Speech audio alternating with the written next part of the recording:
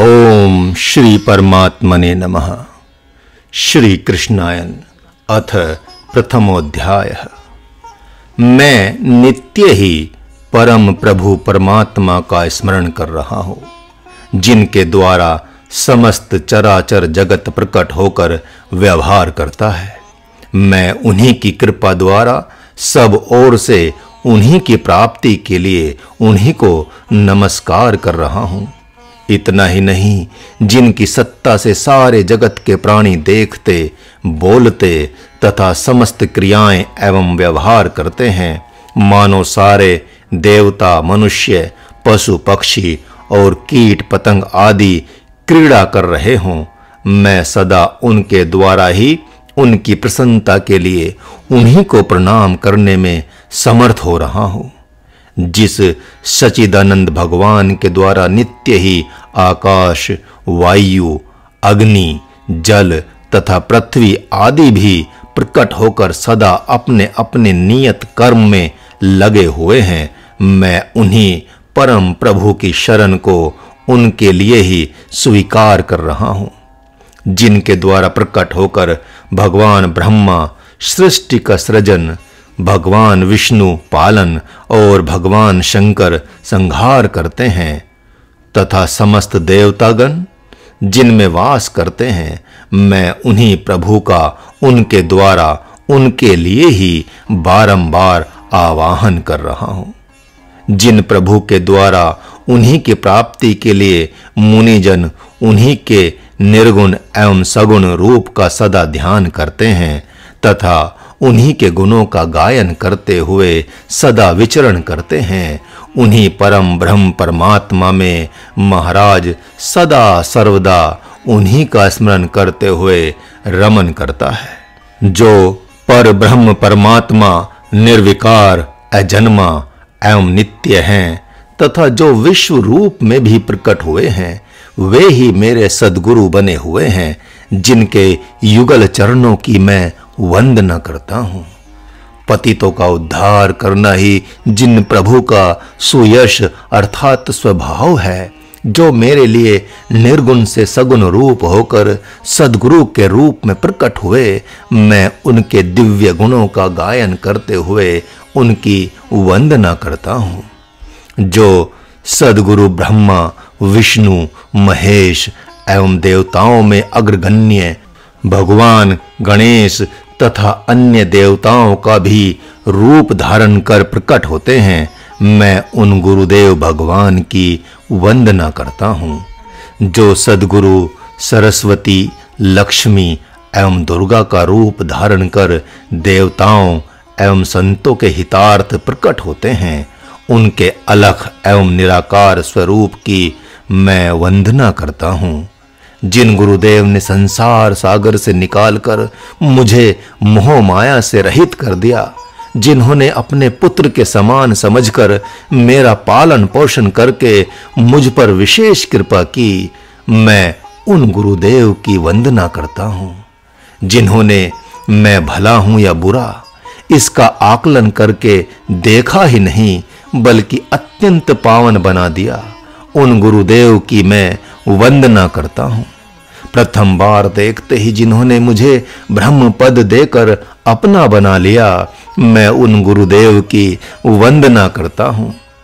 जिन्होंने मेरे अवगुणों को जगत में प्रकट न करके केवल सद्गुणों को ही प्रकट किया तथा कृष्णायन के लिए मुझे निमित्त बनाया एवं जिनके सिद्धांत अत्यंत दिव्य हैं, ऐसे गुरुदेव की मैं वंदना करता हूँ। जिनके बिना कोई भव सागर पार नहीं कर सकता, भले ही वह शिव और ब्रह्मा के समान अत्यंत दक्ष ही क्यों न हो।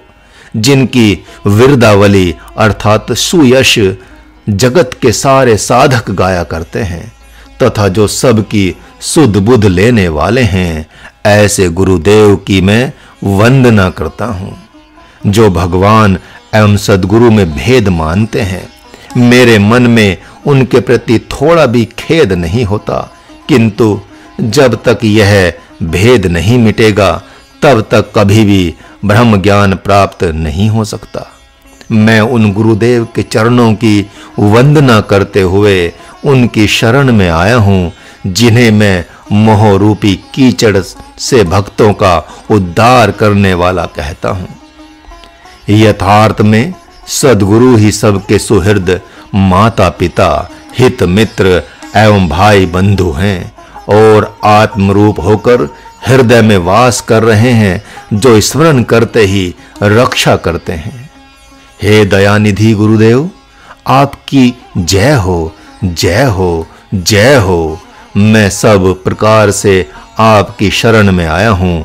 युगों युगों से आपके चरणों का सेवक आपका गुणगान करते हुए आपकी शरण में आ गया है।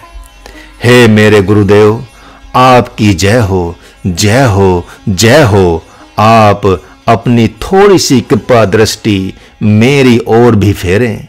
हे प्रभु, आपके कमलवत चरणों की जय हो, जिन्होंने अपने में ही संपूर्ण जगत को धारण किया है और अकारण ही संसार सागर से पार उतारने वाले हैं।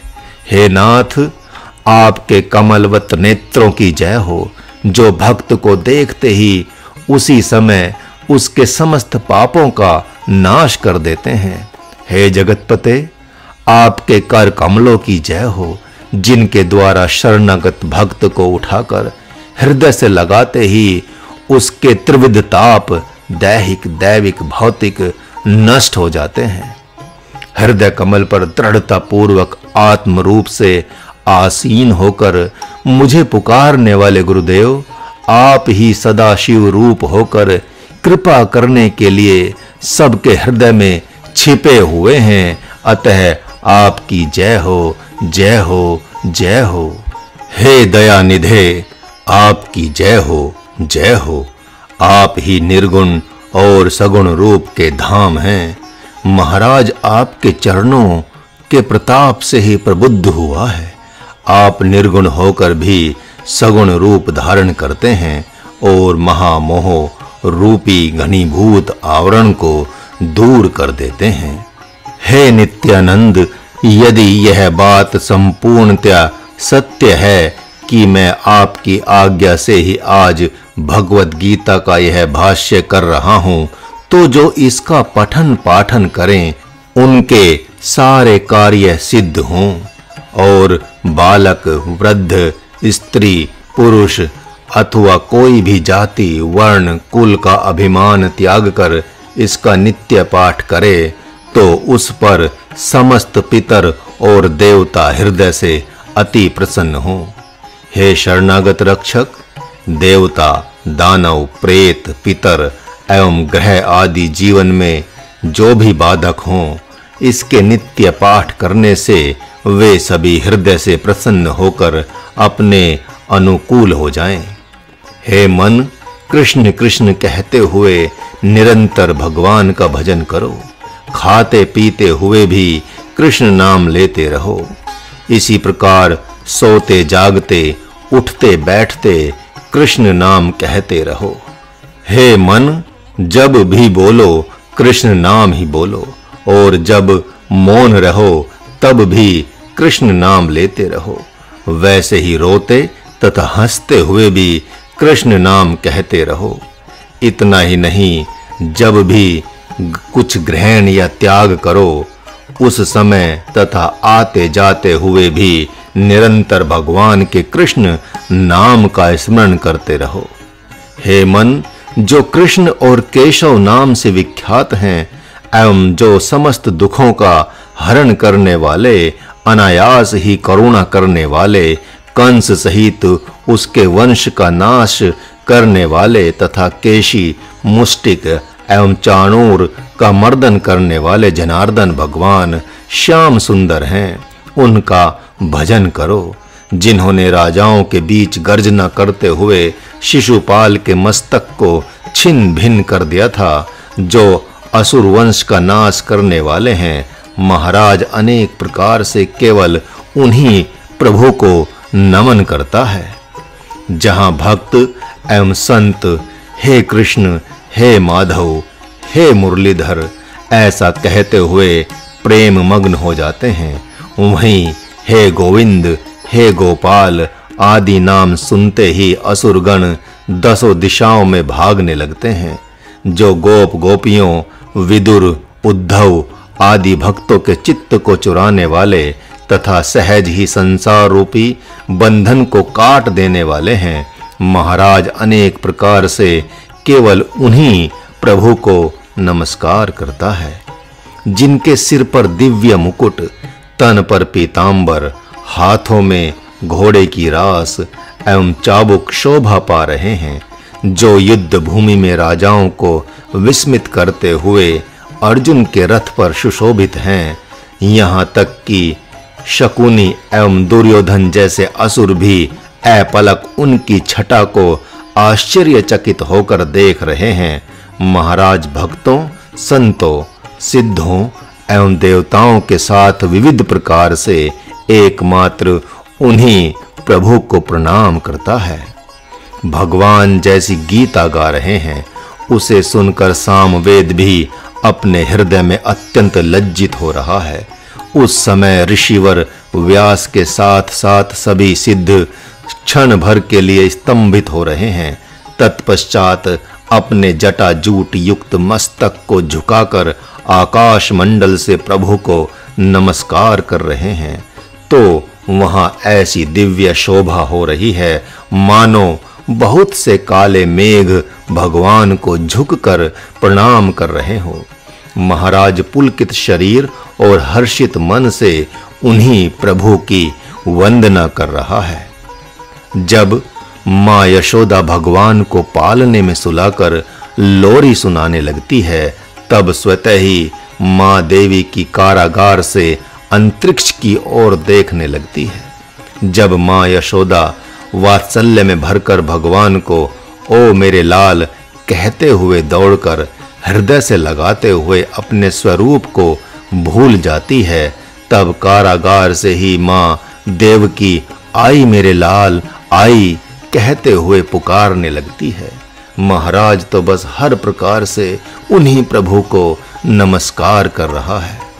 भगवान जब नंद बाबा की तर्जनी उंगली पकड़कर चलने लगते हैं, तो उनका हृदय प्रेम से आघाता नहीं है।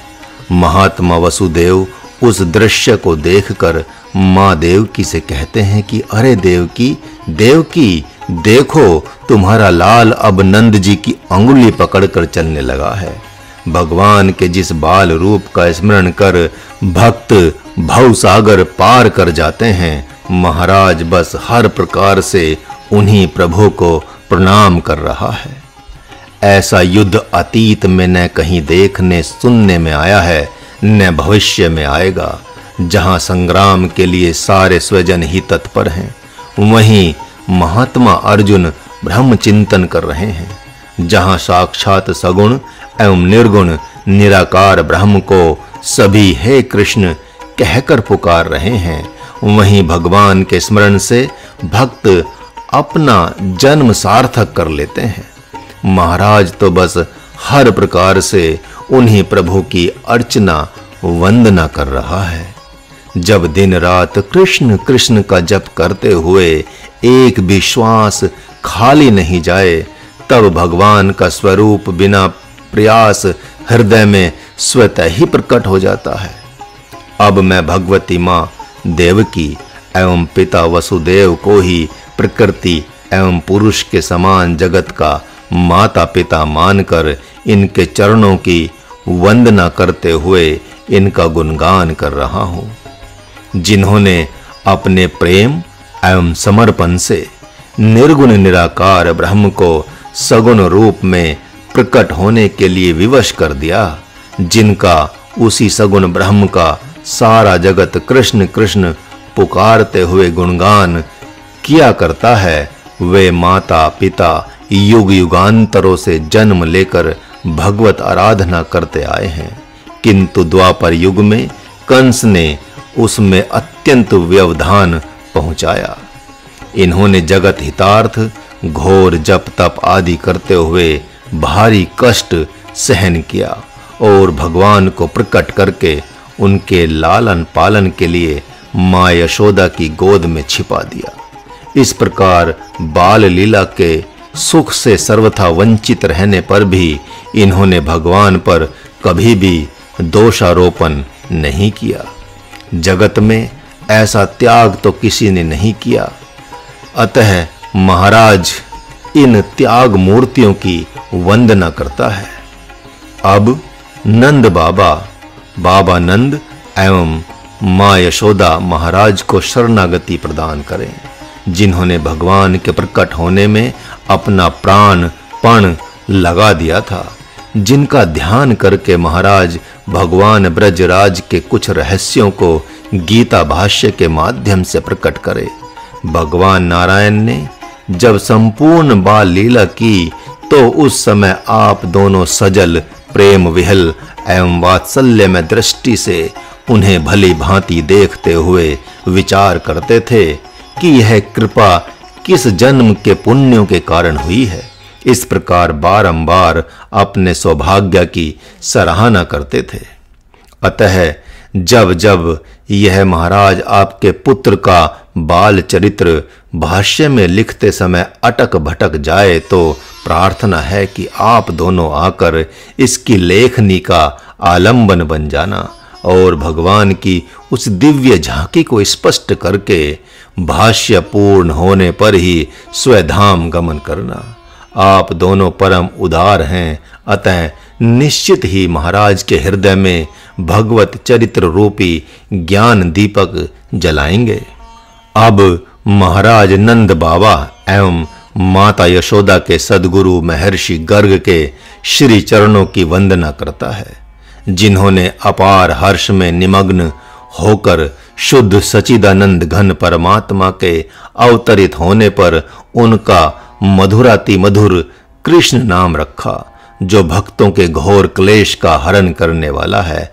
कृष्ण नाम पर खींचकर कंस ने गर्ग ऋषि को राजसभा में बुलाकर अति रोष पूर्वक अपमानित करते हुए कठोर वचनों में कहा था कि आपने उस बालक का नाम कै अक्षर से प्रारंभ होने वाला कृष्ण क्यों रखा?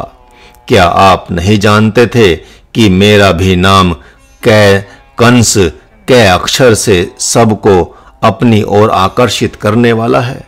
ऐसा सुनते ही ब्रह्म ऋषि गर्ग अति रोष पूर्वक डांटते फटकारते हुए तथा सिर हाथ आदि को झटकने की मुद्राओं से उसे अपमानित करते हुए यह कहकर पैर पटकते हुए चल पड़े कि अरे नीच, तू तो शाप का भी पात्र नहीं है। तब उसने अत्यंत विकल हो चाणूर से कहा कि इस ऋषि को बंदी गृह में डाल दो और वसुदेव, देवकी एवं उग्रसेन के समान ही अनेक प्रकार से यातना दो। चाणूर ने कहा, नहीं नहीं राजन, नहीं, ऐसा दुस्साहस भूल कर भी मत करना, क्योंकि हम लाख प्रयत्न करने पर भी इनके चरण रज की कभी बराबरी नहीं कर सकते। ब्रह्मऋषि वशिष्ठ एवं विश्वामित्र के परस्पर युद्ध की कथा सर्वविदित है कि विश्वामित्र के अथक प्रयत्न करने पर भी ब्रह्मऋषि वशिष्ठ का ब्रह्मदंड टल न सका।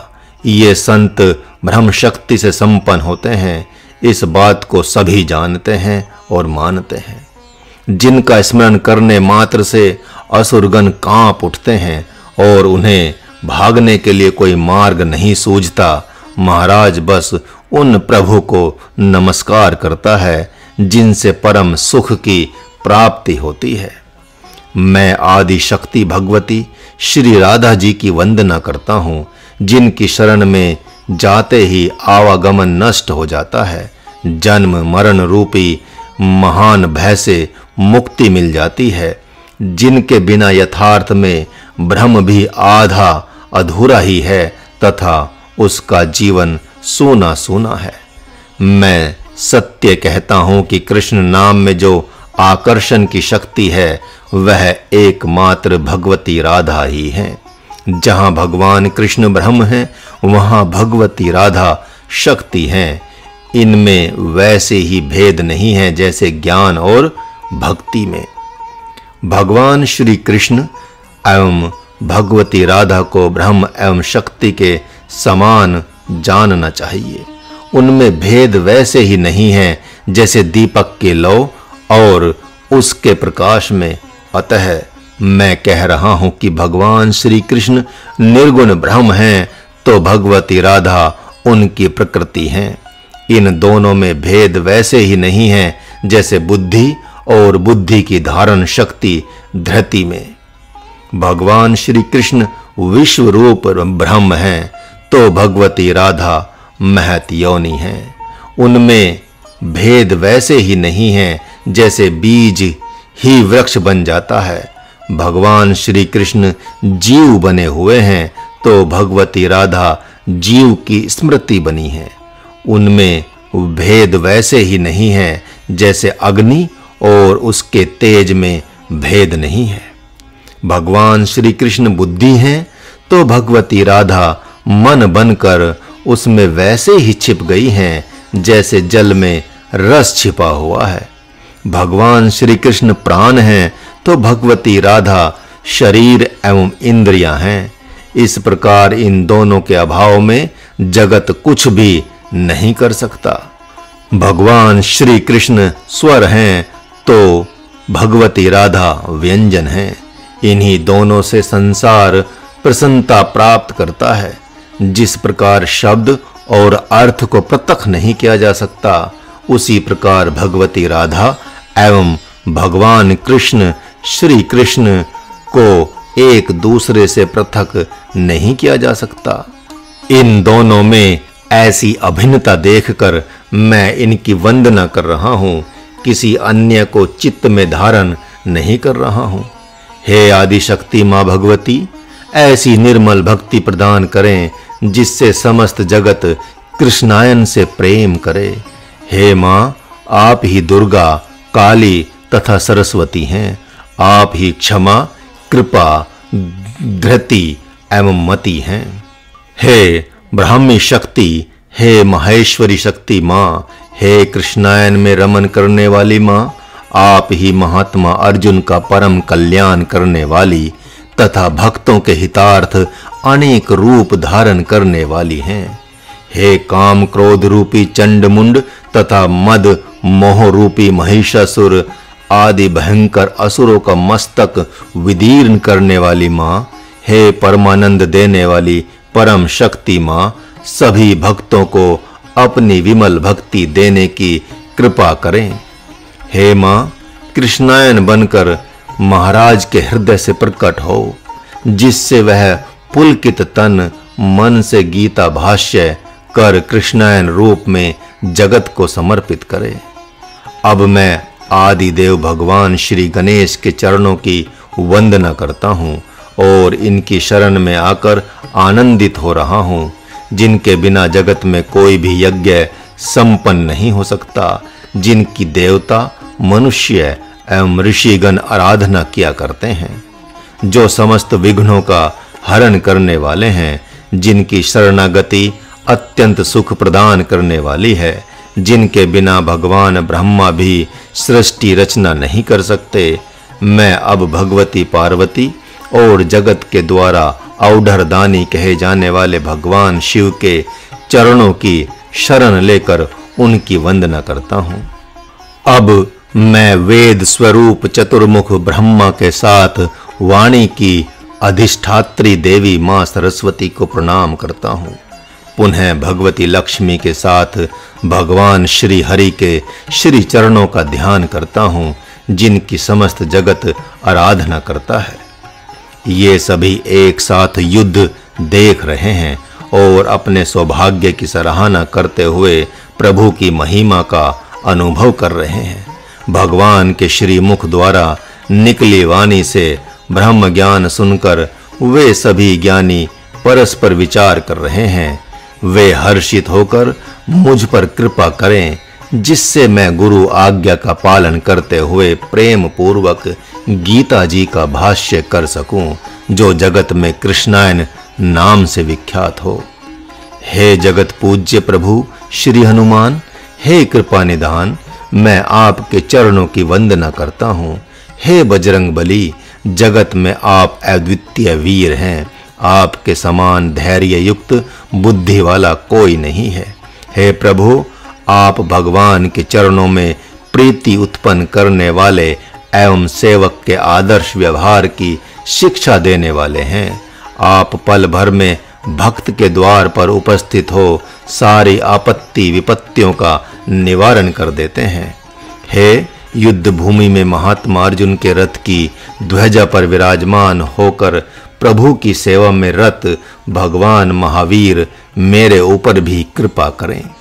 महाराज आपके चरणों की वंदना करता है। अब आप मेरे कृष्णायन को पूर्ण कराएं। आपके समान तो कोई तपस्वी है ही नहीं।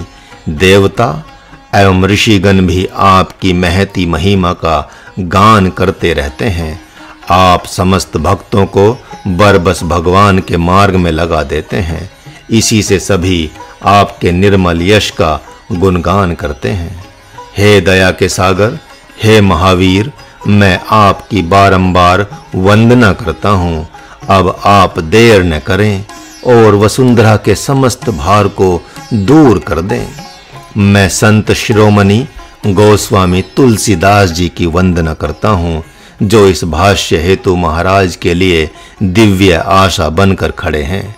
जिन कविराज की संपूर्ण काव्य जगत वंदना करता है, जिन्होंने कविता का अत्यंत सुगम मार्ग प्रदान किया है तथा कविता रूपी दिव्य नदी में स्नान करने के लिए दिव्य सोपानों अर्थात सीढ़ियों को भी रच कर दिखाया है। हे सज्जनों, सर्वप्रथम मेरे परम पूज्य गुरुदेव ने ही मुझे रामचरितमानस दिया और कहा, तुम नित्य प्रति 5 दोहा पाठ करना। तभी से तुलसीदास कृत श्री रामचरितमानस का गायन कर मैंने ऐसी दिव्य कला प्राप्त की, जिससे हृदय द्वारा दिव्य दोहा, चौपाई, छंद एवं सोरठा प्रकट होने लगे। इस प्रकार इन्हीं के दिखाए हुए मार्ग से दोहा आदि पदों के माध्यम से मैंने गीता जी अर्थात श्री कृष्णायन गाने का प्रयास किया है। इसी ऋण का आभार प्रकट करते हुए मैं इन्हें बारंबार प्रणाम कर रहा हूँ।